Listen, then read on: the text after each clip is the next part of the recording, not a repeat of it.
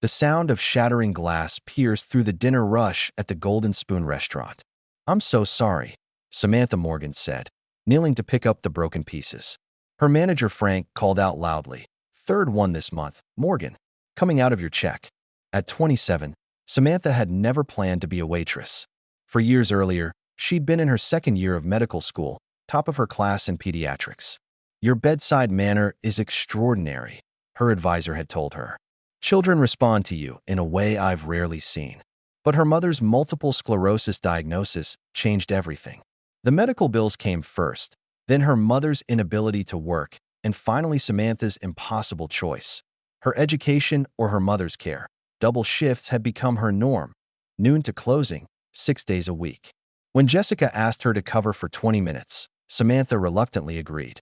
By 9 p.m., Jessica still hadn't returned. "Tomorrow's schedule is up," Frank announced. Samantha's heart sank as she scanned the list. She'd been cut from 5 dinner shifts to only 3. "Frank, there must be a mistake. I need those hours," she said, panic edging into her voice. He shrugged indifferently. "Jessica needs more hours," she asked, and I adjusted. "Schedule's final." Samantha stood frozen, calculating the loss. They were already behind on her mother's treatment plan. Walking back to the dining room, she straightened her shoulders. She'd figure something out. She always did. As she approached her section, Samantha noticed a new table, a man in a tailored suit and a young girl in a wheelchair. The girl's head was bowed, her hands gripping the wheelchair arms.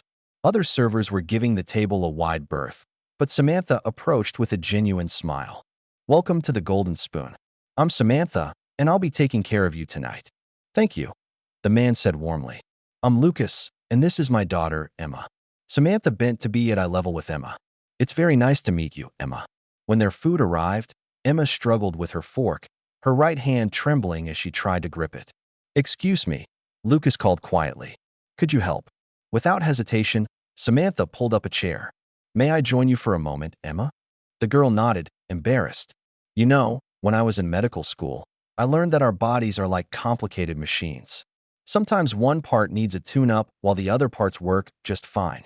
She gently demonstrated a better grip. "Your brain is working perfectly. It's just that the signals are having trouble reaching your hand right now." Emma looked up, surprised by this straightforward explanation. "You were a doctor?" "Almost. I was studying to be a pediatrician." "That's a doctor for kids. Why did you stop?" "My mom got sick and she needed me. Sometimes we make different choices than we planned." She helped Emma with another bite. "Look at that. Your brain's already finding new pathways." Emma managed the fork on her own, a small triumphant smile forming. "I had an accident. That's why I can't walk very well." "Well, you're doing great things with that fork now. And I bet you're good at lots of other things, too." "I can draw, but only with my left hand now." "That's impressive. Most people can't draw with either hand." Throughout the meal, Samantha returned whenever she could. By dessert, Emma was animated, laughing, a sound that made nearby diners smile. When Lucas paid, he handed Samantha a generous tip. "You've made what could have been a difficult evening into something special." As they prepared to leave, Frank appeared. "Samantha, my office now." Frank cut her to 2 shifts for wasting time and handed her the tip envelope. Outside, Samantha opened it. $43 for a 10-hour shift where she'd earned well over $100 home that night. She found bills she couldn't pay and an old email from Dr. Winters about a medical school scholarship opportunity. The deadline had passed yesterday at dawn. A courier delivered a cream-colored envelope. Inside was a business card. "Lucas Bennett, CEO, Bennett Restaurant Group." A handwritten note read, "The Golden Spoon is one of mine." The letter explained, "Your kindness to Emma was extraordinary. My car will arrive at 9 a.m. Emma has questions about her brain pathways that only a former medical student might answer properly." At the 40th floor of Bennett Enterprises, Samantha found Emma waiting with breakfast. "You came," Emma exclaimed delightedly. When Lucas entered, he got straight to business. "I've owned the Golden Spoon for 6 months. Last night was my first visit as a customer. What I witnessed was unacceptable. Not your service, but the management." He showed her evidence. "Frank has been skimming tips for months, primarily targeting you." The door crashed open. Frank burst in, shouting accusations, but Lucas calmly fired him on the spot. "Now, let's discuss your future," Lucas said. He revealed he'd researched Samantha's background, top pediatric student at Monroe Medical who withdrew when her mother was diagnosed. I'm offering you several jobs: general manager of the Golden Spoon, or a position in our community health initiative. But there's a third option. He showed her an acceptance letter to medical school's reentry program with full scholarship and stipend. My mother needs full-time care, Samantha protested. We maintain accessible apartments for executives with medical needs, with home health care coverage included. Why would you do all this for a stranger? Lucas's voice grew thick with emotion. After my wife died in the car accident that injured Emma, my daughter retreated into silence. Last night, I saw her laugh for the first time in 18 months. You gave me that gift without even knowing who I was. This isn't charity. The medical community lost someone exceptional when circumstances forced you out. Samantha needed time to think. When she returned, Emma had rejoined them. Before I answer, Samantha said, I need to be clear. If I accept your help returning to medical school, it has to be because I've earned it, not because you're buying a friend for Emma or a doctor for your family. Lucas looked relieved. I wouldn't want it any other way.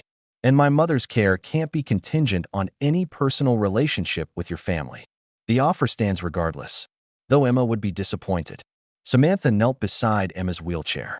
In that case, I think I might know a medical student who'd be happy to explain brain pathways to you, maybe even regularly. Emma's smile was answer enough. 1 year later, Samantha sat in advanced pediatric neurology, her white coat bearing the Monroe medical emblem she'd once thought she'd never see again. Her mother texted about dinner. Emma had requested apple cobbler. The unlikely family they'd formed was the most unexpected development. After class, Dr. Winters called her to the office where Lucas waited. The Children's Rehabilitation Center we discussed is becoming reality, he announced, showing her plans for the Emma Bennett Center for Pediatric Rehabilitation. It will need a medical director after your residency.